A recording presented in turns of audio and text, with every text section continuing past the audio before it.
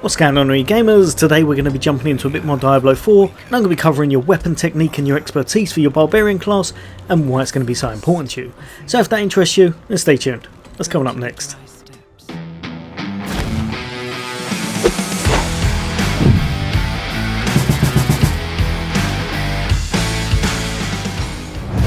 What's going on, gamers? Today we're diving into the Barbarian class and we're going to be looking at your weapon expertise, what it's all about and why you're going to need to know how to use it. Now this opens up at level 5 in order for you to start ranking them up, and then you're going to get a priority quest at level 15, which means you can place it in the technique slot. There's 7 in total that you can rank up all the way from 1 to 10, and in order to level up your expertise you're going to need to be wielding a weapon of this type.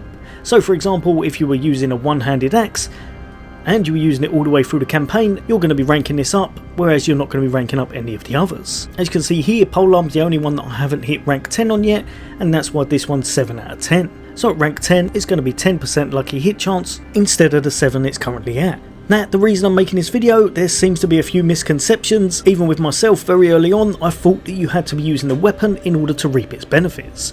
That's not exactly the case. Regardless of what weapon type you're actually using, once you've opened up this technique slot and you've slotted in the weapon of your choice, the passive effect that's going on in the first part of this is going to apply to your character. Obviously there is 7 to choose from, so you're going to want to use one that's either going to really help to make your build shine, or maybe you'll be using something because there's a bit of a deficit in your build. For example, if you needed to get more lucky hit or you needed to get a bit more fury, one of these will probably cover that deficit. So if I pop over to my character here, I'm currently going to be using a two-handed sword to activate my whirlwind effect, which is going to be the main skill I'll be using. If however I've slotted in this right here, the two-handed mace expertise, I'm still going to be taking advantage of that very top layer.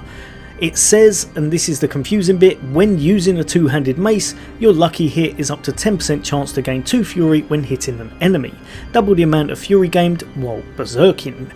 Obviously it says when using, so it gets a little bit confusing, but as soon as we go over to the technique, you can see it changes the text to when using any weapon, and then it applies the exact same thing. However, I'm not going to get the secondary effect because I'm not actually wielding that weapon type. So if I pop down again, you deal 15% increased damage, critical strike damage to stunned and vulnerable enemies whilst berserking. That will not take effect because I'm not actually using that weapon type. If however I chucked in this, because I'll be wielding a two-handed sword, I'm now going to benefit from pretty much all of it. So I'm going to get 20% of direct damage dealt is inflicted as bleed damage over 5 seconds, no matter what weapon I'm going to be wielding, but because I am wielding the two-handed sword, I'm also going to get the secondary effect, which, as we see down here, is going to be 30% increased bleeding damage for 5 seconds after killing an enemy.